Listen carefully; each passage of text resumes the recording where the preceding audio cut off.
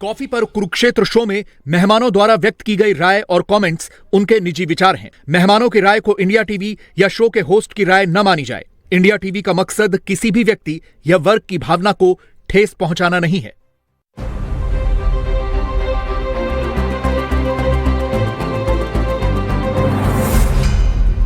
नमस्कार, बहुत स्वागत आप सभी का। आप देख रहे हैं आपका प्रोग्राम कॉफी पर कुरुक्षेत्र। मैं हूं सौरभ शर्मा, आपके साथ वो प्रोग्राम जहां बातें करते हैं बिल्कुल खुल्लम खुल्ला, आपको वो बताते हैं जो कोई और आपको नहीं बताता, लेकिन जो आप जानना चाहते हैं हम भी बड़ी बेसब्री से इंतजार कर रहे हैं कि कहीं से तो पता चले।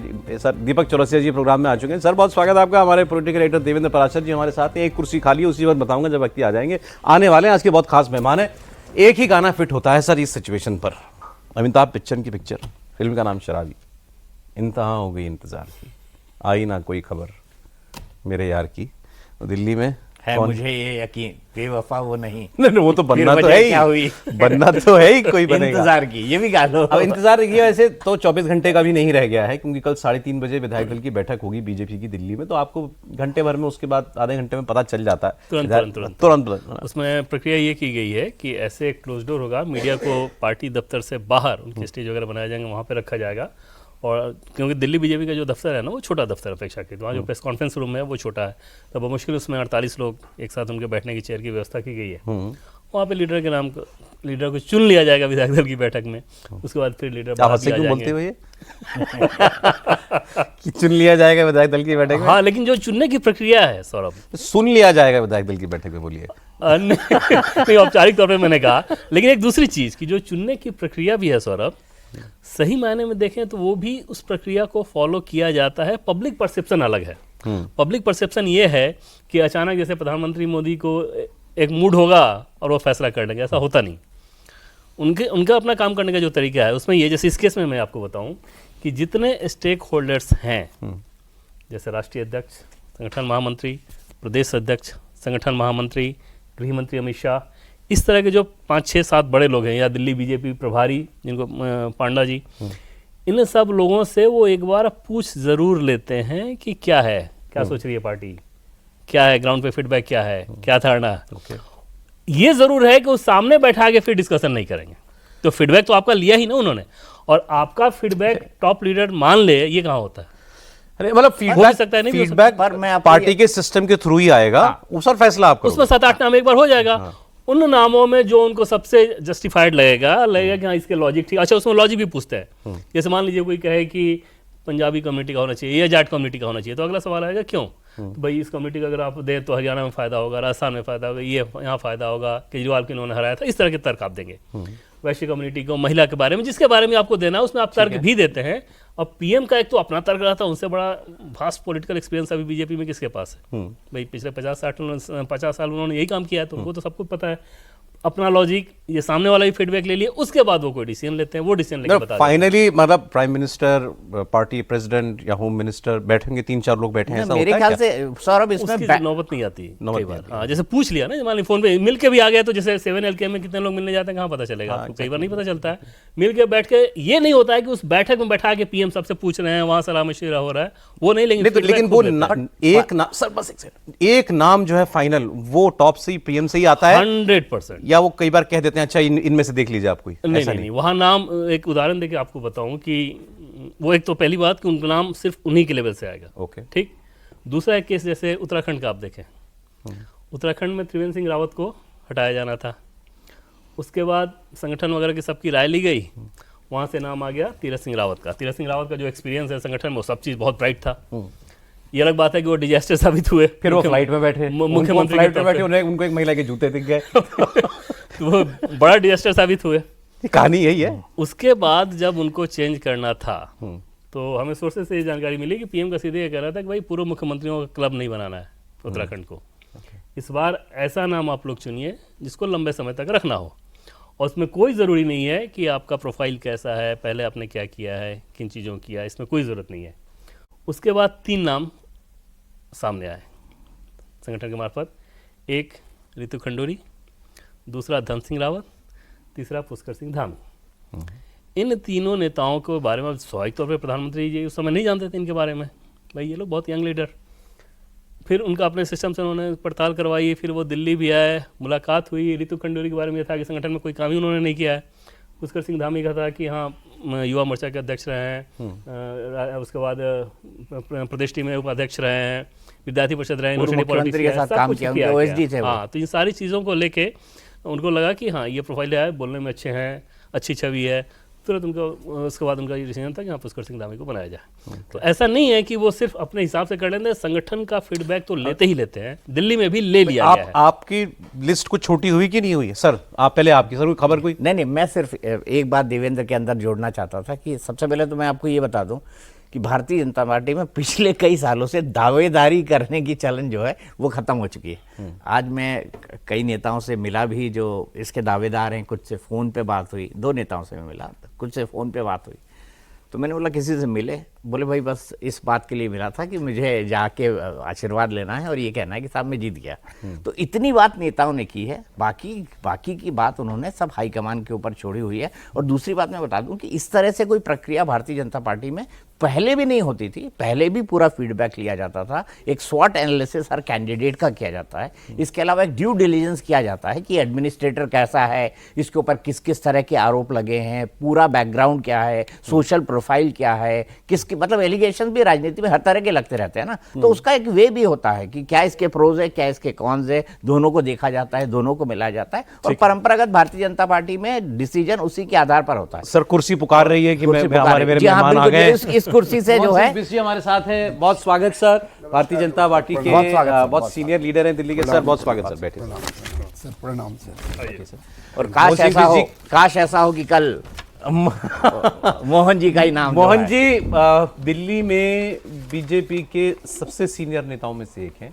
इस बार 6ठी बार जीत करके वो विधायक बने हैं और मुस्तफाबाद सीट से सर जो है इस बार जीत कर आए। सर बहुत बधाई आपको पहले तो। Thank you sir. और हमारी मुश्किल कुछ आसान कीजिए सर। बैठे हैं 3 लोग बैठे हैं, बात कर रहे हैं कौन बनेगा मुख्यमंत्री, कौन बनेगा मुख्यमंत्री, दुनिया जानना चाह रही है सर। कुछ तो हमारी मदद कीजिए सर। कमल का फूल बनेगा, भारतीय जनता पार्टी का कार्यकर्ता बनेगा, दूसरा तो बनने से रहा नहीं, इतना तो हम लोग बता दे रहे हैं कि विधायकों में बनेगा, बीजेपी का बनेगा, ये हम लोग बता रहे हैं। नाम आप बता दें। नहीं, नाम मुझे नहीं मालूम ना मैं इसमें कहीं इधर जाना ना उधर जाना, मैं सिर्फ अपने क्षेत्र में ही रहता हूँ।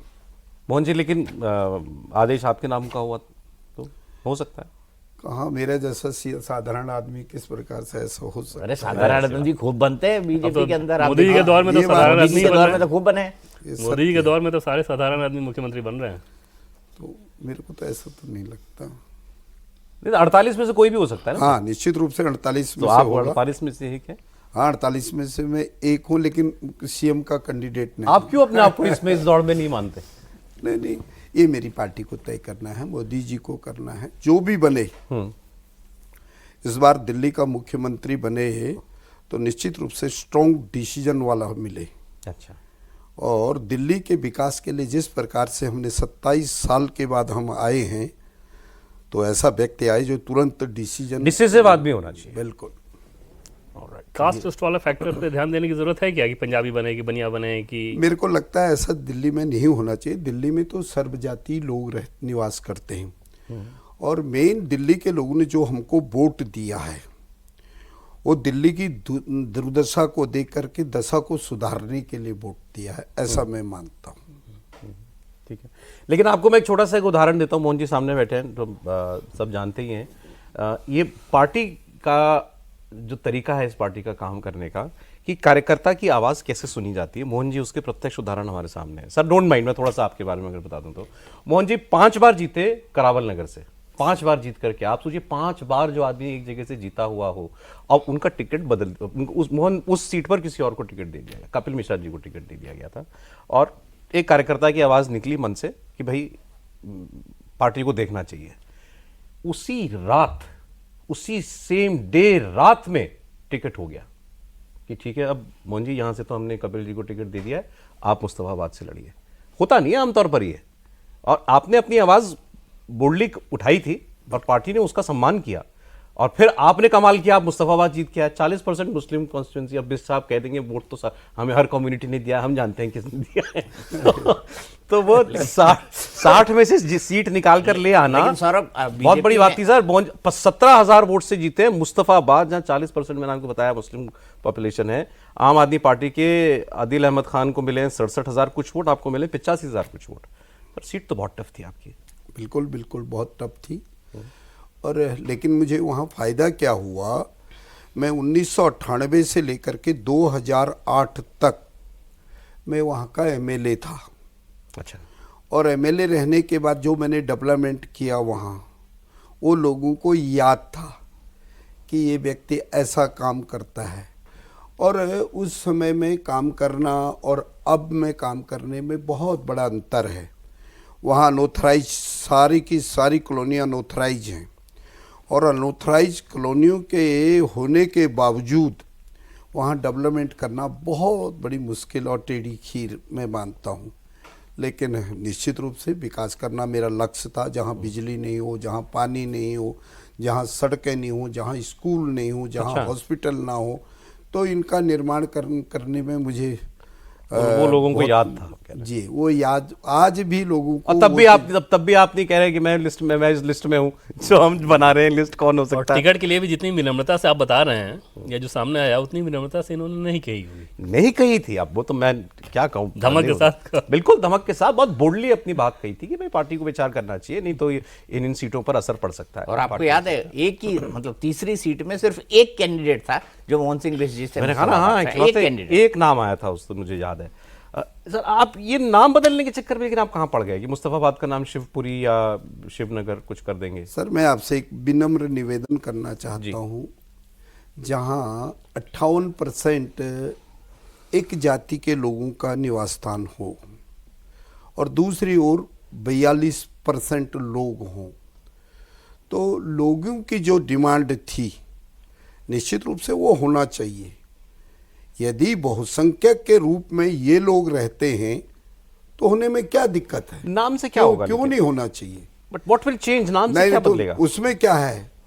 मुस्तफाबाद में क्या है? मुस्तफाबाद कॉलोनी का नाम मुस्तफाबाद रहे, लेकिन विधानसभा का नाम शिवपुरी या शिव विहार हो। यदि हम वहाँ एंट्री पॉइंट पर जाते, भगवान शिव के साथ हमको दर्शन होते हैं। हम वहाँ से एंट्री करते हैं तो हमें बजरंग बली के दर्शन होते हैं। यदि आबादी सर्वाधिक लोगों की हो तो उसमें चिंता करने की क्या बात है?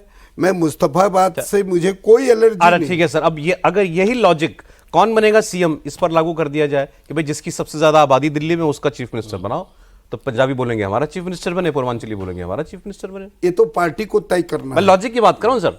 मैं ये नाम बदलने का लॉजिक अगर ऐसे ही आबादी अगर मेजोरिटी से ही तय होना है तो फिर ये भी मेजोरिटी से तय हो। सर, मेजोरिटी में भी बहुत से ऐसे लोग होते हैं जो एग्रेसिव होते हैं, कुछ साइलेंट टाइप के होते हैं। तो मैं जहाँ से आता हूँ वो साइलेंट टाइप के लोग हैं और वो ज़्यादा इस प्रकार ये की जहाँ से आते बातों हैं में उनका तो बहुत जलवा है। भारत सरकार में तो बहुत ही जलवा है। जहाँ मूलतः जहाँ से आते हैं ये उत्तराखंड से। अच्छा। कई सारे लोग, आप सब बड़े बड़े नाम आप देखें, एनएसए से शुरू करें, उसके बाद कई सारे बड़े नाम और आपको नजर आएंगे। मतलब पहाड़ी क्षेत्र के मोहन जी के अलावा मुझे लगता है वो जीते हैं, रविंदर नेगी जीते हैं, पटपड़गंज वाले जीते 3 मिला था, 2 जीते हैं। हैं। अच्छा, ऑलराइट। एक चीज सौरभ देखें, दिल्ली बीजेपी के अभी के संरचना में तो बीजेपी प्रदेश अध्यक्ष पंजाबी कम्युनिटी, दिल्ली से जो सांसद साथ आए हैं उनमें से जिनको मंत्री बनाया गया हर्ष मल्होत्रा, वो भी पंजाबी। तो यहाँ पर फिर लॉजिक के हिसाब से अगर आप देखें तो आपको समझ में आएगा कि शायद कास्ट के डायमेंशन में वैश्य या जाट ज्यादा सूट करेगा बनिस्पत। सर, आप नाम बता रहे हैं कि नहीं बता रहे? नहीं, नाम तो एक जो ना है, बताइए, 2 बता दीजिए। कल बीजेपी की बैठक के बाद बता दूंगा। चलिए 4 बता दीजिए। हाँ? चार चार तो नाम मैं आपको बता सकता हूँ। बताइए। 4 मैंने काउंट करके रखे हैं। मेरे हिसाब से अभी भी देवेंद्र मुझसे शायद एग्री करें या ना करें, मुझे नहीं पता। ये मेरा खुद का विश्लेषण है। ये इस आधार पर किया है कि कौन कास्ट कॉम्बिनेशन क्यों आप कैविएट लगा रहे हो? आप नाम कैविएट नहीं बताओ। लगा रहा, कौन कास्ट कॉम्बिनेशन के हिसाब से फिट बैठता है। अगर कास्ट न्यूट्रल होगा तो क्या होगा, दोनों चीजों पे। मेरे हिसाब से नंबर 1 पर दावेदारी परवेश साहब सिंह वर्मा की बनती है। मेरे हिसाब से नंबर 2 पर दावेदारी रेखा गुप्ता की बनती है। ओके मेरे हिसाब से नंबर 3 पर दावेदारी आशीष सूद की बनती है। ओके। और अगर और एक दावेदारी विजेंद्र गुप्ता की भी बनती है। उनके नाम को भी इग्नोर नहीं किया जा सकता। ये 4 नाम हैं जो मुझे प्रमुखता के हिसाब से लगते हैं। देवेंद्र जी में पूरा भरोसा है ना आपको? पूरा भरोसा 100%। मैं अपना कागज दिखा रहा हूँ इनको। 4 नाम आपने बोले, मैंने बगल में लिख दिए।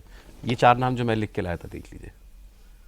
हाँ ऑर्डर बदला होगा, नाम वही है, बिल्कुल बिल्कुल। नाम वही है। तो देवेंद्र जी चार आप आपने बताइए ना, बताए। ऐसा आप मत बताइए। करिए, ऐसा मत करिए प्लीज। इसमें ये तो मुझे अन्याय लगता हो है जाएगा। अब यही 4 हैं या कोई और इनके अलावा? विजेंद्र गुप्ता के साथ आप जितेंद्र महाजन को अगर रखें ना तो ये मैंने जहां से पूछ के लिखे ना, मैंने वहां ये नाम लिया था। और आपके सोर्सेस का मैं कोई मुकाबला नहीं कर सकता। नहीं, ये सोर्स लेकिन- का नहीं है, ये शुद्ध रूप से सिर्फ लॉजिक की, कहीं उस लॉजिक पे चले गए कि संगठन के एक सिंपल से व्यक्ति को बनाना है। मैं सिर्फ ये कह रहा हूँ, सर कल डायनामिज्म प्रोग्राम नहीं है में उनमें। जहां आप बैठे ना, इसी सीट पर ओपी शर्मा जी बैठे थे, विश्वास नगर से जीत के, वो सीनियर विधायक हैं आपके।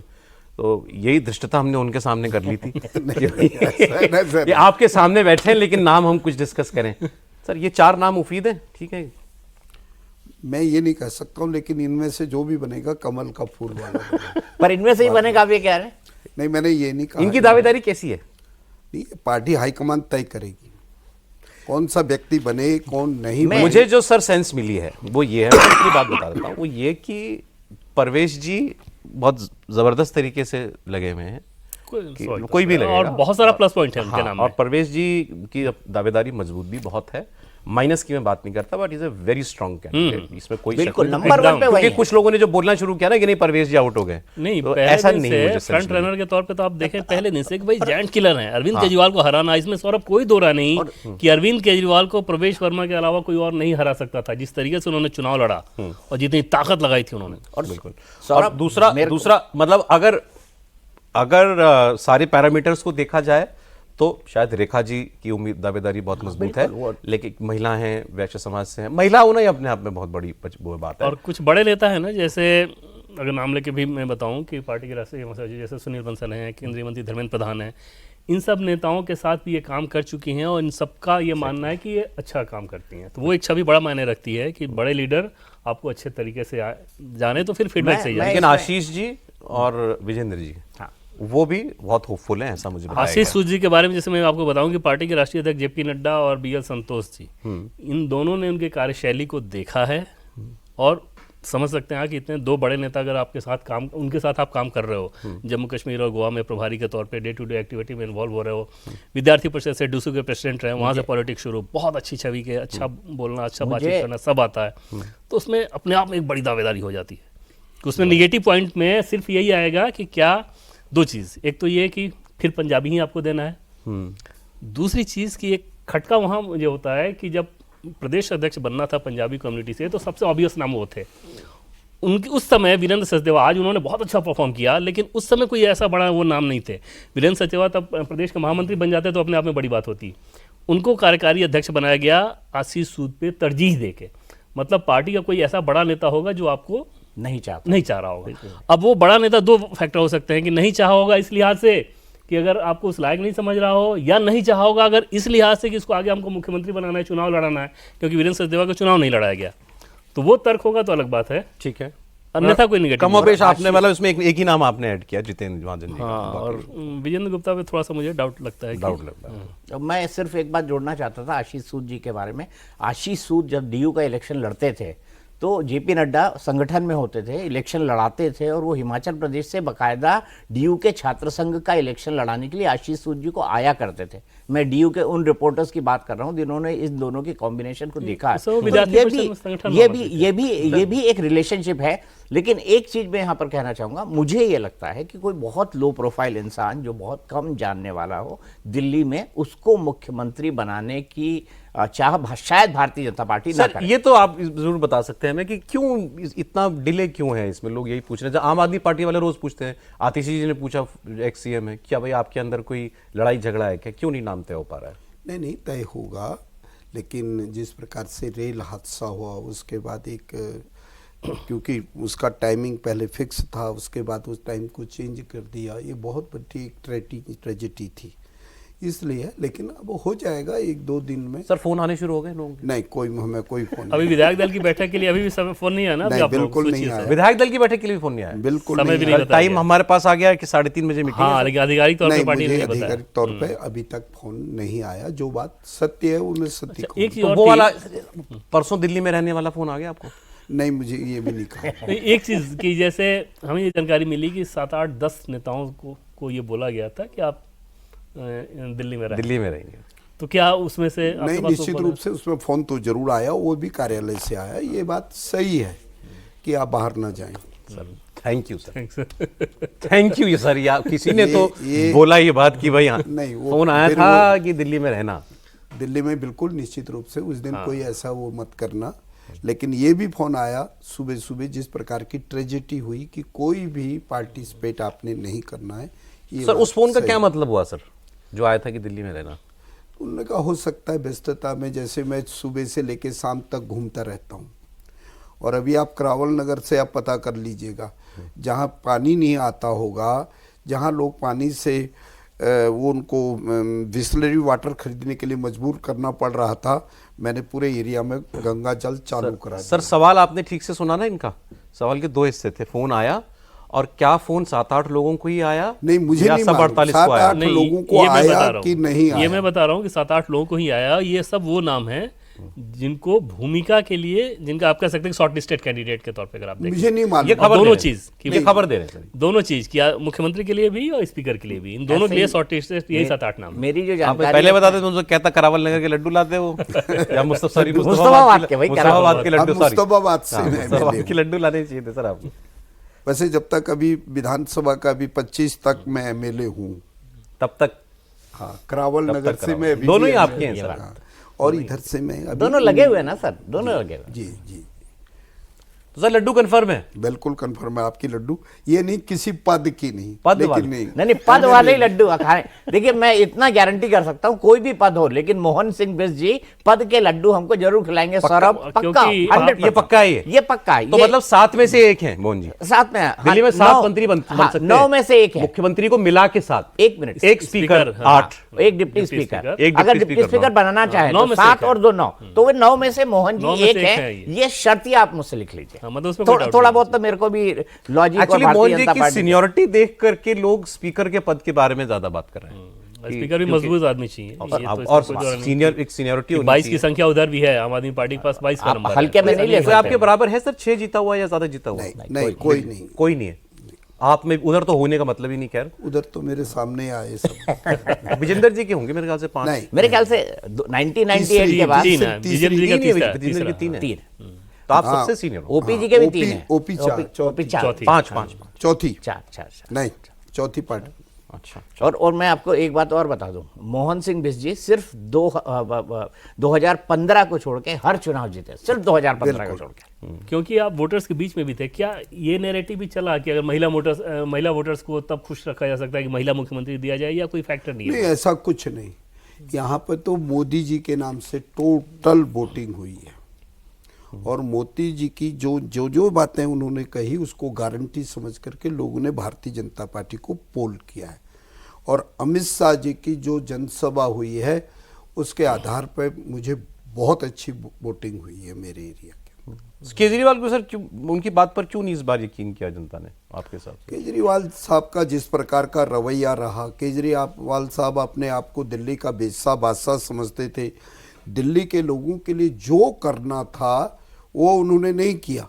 और केजरीवाल की जो सबसे बड़ा जिसकी वजह से उनको नुकसान हुआ, एक ज़्यादा बोलना, मेरे को लगता है ये सबसे बड़ा नुकसान है। और ज़्यादा बोलने के साथ साथ केंद्र की नीतियों पे, उन पे अपने कुछ कंसीडर दिल्ली पे ही करना चाहिए, ऐसा मैं मानता हूँ। हो सकता है मैं गलत हूँ। एक आपको सुन रहा था, आपने कहा शीश महल वाले ने बहुत चोट पहुंचाई उनको। नहीं, निश्चित घर वाले मुद्दे में। बिल्कुल शीश महल जैसा, जैसे ही दिल्ली के अंदर कोरोना जैसी बीमारी हो रही हो, लोग ऑक्सीजन के लिए मर रहे हों, पहले उन्होंने ही कहा था ना कि दिल्ली की जिम्मेवारी मेरी है, मैं दिल्ली के लोगों को किसी भी हालत से उनका स्वास्थ्य के नाम से नुकसान नहीं होने दूंगा। फिर उत्तर प्रदेश के लोगों को आपने बाहर क्यों निकाला? आपने बिहार के लोगों को बाहर क्यों निकाला? सर लेकिन वादे देखिए, केजरीवाल जी ने वादा किया, पूरा नहीं कर पाए, जनता ने सबक दे दिया। उन्होंने कहा था मैं यमुना को साफ ना कर दूं तो 2025 के चुनाव में मुझे वोट मत करना, मुझे बाहर कर देना। वही हो गया। अब ये आपने लिया है संकल्प यमुना की सफाई वाला, बहुत बड़ा काम है। निश्चित रूप से बहुत बड़ा काम यमुना हम साफ करेंगे, और हमारी मैनिफेस्टो में भी है। और जब 1993 से लेके हमारी 98 तक हमारी सरकार थी, तो हमने 28 जो नाले यमुना के अंदर गिरते थे उसमें ईटीपी प्लांट से यदि किसी ने किया तो वो भारतीय जनता पार्टी ने किया। और उसके बाद 98 के बाद हमारी सरकार चली गई। हमारी सरकार जाने के बाद शीला दीक्षित जी ने जो दिल्ली के अंदर इंडस्ट्रीज थी उन इंडस्ट्रीज के नाम से पैसा तो जरूर लिया, लेकिन वो ईटीपी प्लांट्स के लिए जो 60,000 रुपये लिए थे वो तो सरकारी खजाने में डाल दिए, लेकिन उन फैक्ट्रियों को दिल्ली से बाहर जाने का यदि किसी ने काम किया ये शीला दीक्षित ने किया। तो अब रामलीला मैदान मतलब कल 4:30 बजे तक बता कल देंगे आप? नहीं है, परसों है। हमें बताने की जरूरत नहीं, 4:30 बजे तक तो पार्टी बता देगी एकदम कैमरे के सामने। 4:30 क्या 4 बजे तक ही आप समझे, बस बैठक शुरू होगी, थोड़ी देर के अंदर खत्म हो जाएगी। हाँ मुश्किल एक हाथ उठा दिया जाएगा, माला वाला पहना के, जिसकी लॉटरी कटनी पर्ची हो। दी जाएगी किसी को पढ़ने के लिए? अब निश्चित तौर पे वहाँ पे अभी परीक्षा का नाम सोचिए, अभी तक पार्टी ने परीक्षा के नाम का ऐलान नहीं किया, तय कर लिया गया है, ऐलान नहीं किया गया। जैसे परीक्षा के नाम का ऐलान होगा इन विधायकों को सूचना भी दे दी तो जाएगी। क्या चाह रहे हैं कि भाई वो शपथ भी करा ले, कहीं हमने शपथ दिला दी, मुख्यमंत्री बन गया है, आपको जानने की जरूरत नहीं है कौन मुख्यमंत्री होता है। सौरभ ये है कि जैसे इतनी सीक्रेसी। बाकी राज्यों की अगर बात करें ना, जैसे महाराष्ट्र जैसे राज्य या राजस्थान, किसी भी राज्य की दिल्ली की तुलना में, तो वहाँ पर क्योंकि दूर दराज के भी ज़िले होते हैं, वहाँ से विधायकों को आने में टाइम लगता है, तो उस हिसाब से वहाँ सूचनाएं पहले भेजी जाती हैं। तो विधायक दल की बैठक का टाइमिंग या सब कुछ दिल्ली में तो पता है ना कि आप फ़ोन करेंगे 2 घंटे के अंतर पे कोई भी विधायक पहुँच जाएगा। तो उस लिहाज से पार्टी अभी तक इतना वक्त लगा रही है। और शायद ये भी वजह हो कि अगर अभी से परीक्षा के नाम बता दिए जाएं तो पता चला कि 48 लोगों में से 40 लोग उनके दरवाजे पे पहुंच रहे हैं, उन लोगों को लगेगा कि यही बनाने वाले हैं। अब ये होना बंद जबकि हो गया। हकीकत ये है कि परीक्षक को भी कुछ नहीं पता रहेगा, उनको थोड़ी देर पहले ही पता रहेगा। और वहाँ मेरे पे ख्याल पहुंच से जाएगा। देवेंद्र, आजकल ये विधायकों में हिमाकत बहुत ही कम लोग करते हैं कि वो पर्यवेक्षक के घर चले जाएं और उसको बोले कि साहब मेरा नहीं, नाम वो ले। तो बीजेपी की आजकल पार्टी तो अब तो मोटे सब तौर पे एक किस्सा याद आ रहा है मुझे हल्का हल्का याद आ रहा है, संजय बारू जी की किताब में था शायद वो किस्सा। उन्होंने इसमें कहा कि कौन सी सरकार बनी, शायद 2009 वाली सरकार बनी होगी यूपीए की या 4 वाली, 9 कांग्रेस की सरकार थी। क्योंकि 4 में तो मनमोहन सिंह को तो नहीं पता था कि उस बैंक एक बैंक्वेट में शायद राष्ट्रपति भवन में प्रोग्राम चल रहा था उनका, और वहां पर उनको चिदम्बरम साहब को किसी ने बता दिया कि फाइनेंस मिनिस्ट्री डॉक्टर साहब अपने पास रखने वाले हैं, मनमोहन सिंह जी। वो उसी वक्त उनको लगा कि अच्छा, देन उनका मतलब जो रिप्लाई उसमें कोटेड है उसकी, then what will I do. और उसके बाद वो लग गए उस काम पर और फाइनेंस मिनिस्टर फिर वही बने। तो अगर खबर लीक हो जाए तो ऐसी लॉबिंग भी होती है। हाँ, लेकिन बीजेपी में ये चलन है नहीं। बीजेपी अगर लीडरशिप को डिसीजन ले ले तो फिर वो जल्दी नहीं बदलते। मतलब कोई वैसी अप्रिय स्थिति अगर हो गई, कोई वैसा सिचुएशन हो गया तो अलग बात है, अन्यथा वो लोग अपने डिसीजन पे, खासतौर पे मोदी अमित शाह के दौर की जो बीजेपी है, ये तो एकदम से अलग से बीजेपी है, इसीलिए ये लोग वक्त लगाते हैं। ऐसा नहीं है कि हमेशा हर डिसीजन सही होता है। लेकिन सर ये तो ह्यूमन नेचर है ना, उम्मीद तो सबको ही होती है, मन में एक लालसा तो होती है सबके कि भाई हमको ये अपॉर्चुनिटी मिले। ये तो कहना गलत नहीं है। तो मनुष्य सौभाग्य मनुष्य, इसीलिए तो उसको मनुष्य कहा गया ना। वैसे ये अधिकार भी होना चाहिए और ये एक तरह से कर्तव्य भी। लेकिन और राजनीतिक दलों में और भारतीय जनता पार्टी में बहुत बड़ा अंतर है। मैं संघ का स्वयंसेवक हूँ, मुझे गर्व है, लेकिन हम कभी डिमांड नहीं करते। जब मैं पहली बार विधायक बना मुझे नहीं पता था कि मुझे टिकट मिलेगी, लेकिन जब सर्वे हुआ तो मुझे टिकट मिली। और ये भी सत्य है कि पूरे दिल्ली के अंदर जब प्याज की हवा चल रही थी तो मैं जीत के आया। तो भी आप जीत गए। 98 40 रुपए किलो प्याज पे चली गई थी बीजेपी। 40 रुपए किलो प्याज। नहीं, प्रॉब्लम तो और कई सारी थी। 3 आपने मुख्यमंत्री बदल दिए थे, संगठन आपका बिल्कुल कमजोर हो चुका था, बहुत ज्यादा इनफाइटिंग थी और कांग्रेस ने अलग तरह से चुनाव लड़ा। जो सर ने कहा कि हमारे यहाँ नहीं होता, मतलब इनके यहाँ लोगों को खून के आंसू पीने की ट्रेनिंग दी जाती वो है। ट्रेनिंग बचपन शुरू से दे दी जाती है। वो तो मतलब वो शुरू से वो ही वो शुरुआत रहता हो है, जाता है कि जो डिसीजन ले लिया गया वो ले लिया गया, उस पर सवाल आप खड़ा नहीं करेंगे कि एक बार। अच्छा, लाइन यही रहता है, जैसे वसुंधरा राजे सिंधिया को जब बुलाया गया वहाँ राजस्थान में अलग बैठने की, तो उनसे सिर्फ एक ही लाइन था कि संगठन का ये फैसला है, संगठन ने आपके बारे में नहीं सोचा। मैंने सर का वीडियो सुना जब टिकट नहीं अनाउंस हुआ था उनका, तब रिपोर्टर ने पूछा कि आप कांग्रेस में जाएंगे। इनको आधा सेकंड भी लगा, बोले नहीं। सीधे पूछा गया था, कांग्रेस में चले जाएंगे आप? नहीं। तो कमिटमेंट तो है। संघ का जो स्वयंसेवक हो जाए वो जीवन भर सर वही रह गया। मुझे बीजेपी के एक नेता ने कहा, जो कि संघ के स्वयंसेवक नहीं है, मतलब बाहर से आए हुए बीजेपी के नेता, बोले कि हमारे कार्यकर्ता ऐसे हैं कि इनको रात भर रूम में बंद करके अगर दंड से पिटाई की जाए और सुबह फिर उठ के, जो असली स्वयंसेवक ये कार्य करता है, सुबह उठ के फिर पूछा जाए कि बीजेपी छोड़ोगे, बोले कि नहीं रहेंगे तो बीजेपी में। जो असली स्वयंसेवक है, चाहे कैसी भी परिस्थिति हो, वो हाँ, लेकिन बाहर से आ रहे हैं वो आना जाना उनमें चला इसका एक अदर पॉइंट भी है कि संघ से निकले हुए जितने स्वयंसेवक हैं जिन्होंने विद्रोह करके या बगावत करके पार्टी खड़ी करने की कोशिश की, उनमें से कोई कभी नहीं खड़ा हो पाया। बड़े बड़े नाम आए, शंकर सिंह वाघेला आए, एक तब समय पे उमा भारती जी भी वैसे थी, आप कर्नाटक के पूर्व मुख्यमंत्री को वजह वही है कि कार्यकर्ता की नजर में ही या स्वयंसेवक की नजर में ही गिर जाते हैं वो लोग। बराबर। लेकिन सर मतलब इस बार मामला वैसा एक तरफा नहीं है भाई। आप जब विपक्ष में रहे अभी आम आदमी पार्टी के ज़माने में, तो आप 3 एक बार रहे, एक बार 8 रहे, वो मैसिव मेजॉरिटी में थे। अब वो 22 आए हैं, वो भी आए हैं, तो टक्कर तो रहेगी विधानसभा में। नहीं, लेकिन टक्कर ऐसी नहीं रहेगी। विधानसभा नियम के अनुसार चलेगी।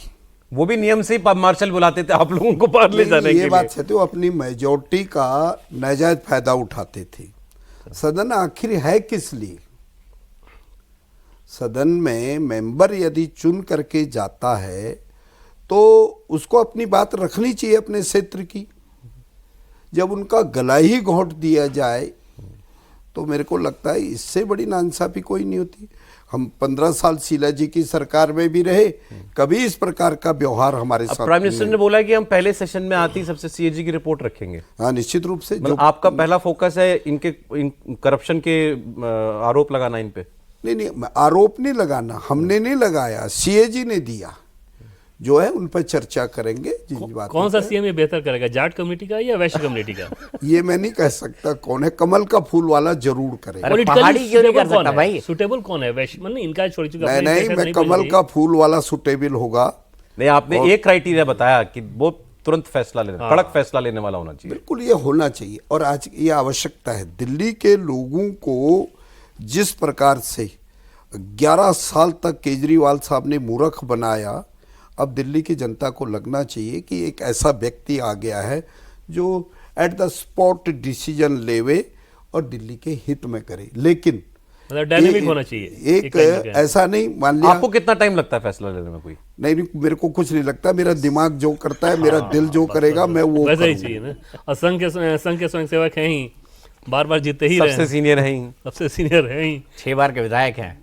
अब आपके सामने एक दूसरा लेकिन मैं किसी के साथ पार्सलिटी नहीं करूंगा, लेकिन जो बात सही होगी, दिल्ली के हित में होगी, उसमें अपनी पार्टी से और अपने लोगों से फैसला लेने में कोई पीछे नहीं हटूंगा। अच्छा, ये आमतौर पे दिल्ली वासी की नज़र में आपसे मैं पूछूं, अपना हटा दीजिए, पार्टी हटा दीजिए, सिर्फ आप दिल्ली के नागरिक भी हैं उस लिहाज से पूछ रहा हूँ, प्रवेश वर्मा, आशीष सूद, रेखा गुप्ता, जितेंद्र महादय, इनमें से बेहतर सीएम आपको कौन लगेगा? सब बेहतर है मेरे से बढ़कर। ऐसा तो नहीं, आपसे नहीं, मतलब मैं सिर्फ दिल्ली के नागरिक के तौर पे पूछ रहा हूँ। हाँ, मेरे को सब बढ़िया लगते हैं।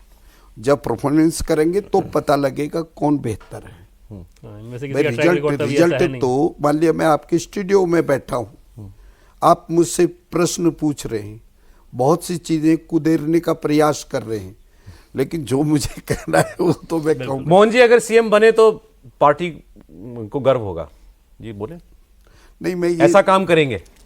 नहीं, निश्चित रूप से कमल का फूल जरूर काम करेगा और ऐसा व्यक्ति करके दिखाएगा जो डिसीजन लगे दिल्ली को कि वास्तव में जो हमने काम किया है, जिस प्रकार से हमने वोट कास्ट करके भारतीय जनता पार्टी को विजयी बनाया, उनको गौरवान्वित होने का मौका। एक चीज यही पे बस बताइए कि आपने बताया कि कैसा आदमी चाहिए, कैसा डिसीजन लेने वाला, अगर वैसा कैंडिडेट नहीं है, सारे विधायक तो ऐसे नहीं है, झटका लगेगा क्या कि यार किसको बना दिया ये?